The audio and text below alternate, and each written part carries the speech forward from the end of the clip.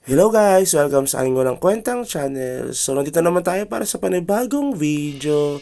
Ngayon guys, magpasashare nyo na yung boses ko dahil medyo paos. So, ito na guys, no, ang ating pinakahihintay.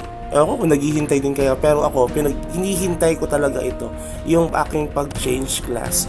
Kasi nga dahil dati ay wizard na tayo, ngayon ay mag-wizard na ulit. Kasi from Growlancer to wizard na.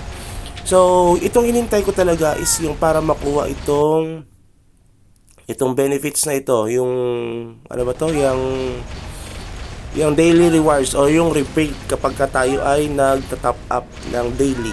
So, 500 just yan, tapos meron din na Archangel Steel na pang-craft para sa ating Archangel na materials.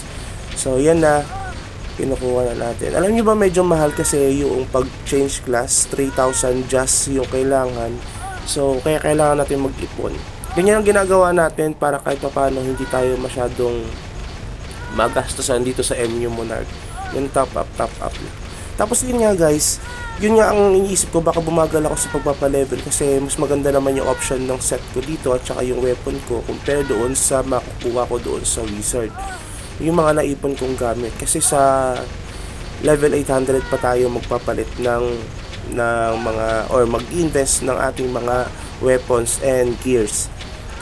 Kasi ang mga nakuha pa lang natin yung pang level 700, yung tier 15, yun ay mga nabili ko lang na walang kwenta, no? Pero may reduction.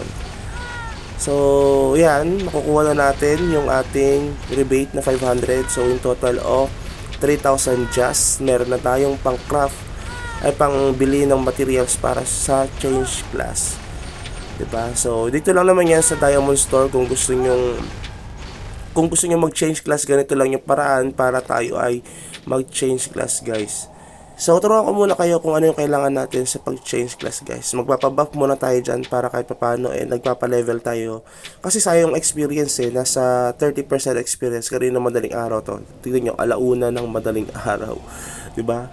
2 AM nagising tayo para dyan sa pagbili or pag-top up. Maga kasi tayo natulog, so maga rin tayo nagising. Pero natulog din ako after niya kasi may pasok tayo kinabukasan. So yan, no, 3,000 just change class card.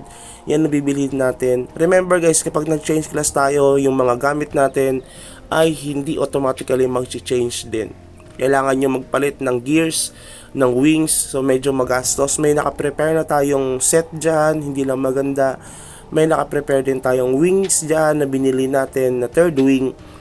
At tayo ay nagka-craft, ay tayo ay nag-iipon para sa pag-craft ng ating fourth wing, yung Garuda feather na yan. Hindi natin siya papalitan yung third wing natin ngayon, even na mas maganda yung option ng third wing natin ngayon compare doon sa binili natin ng Wing of Wizard.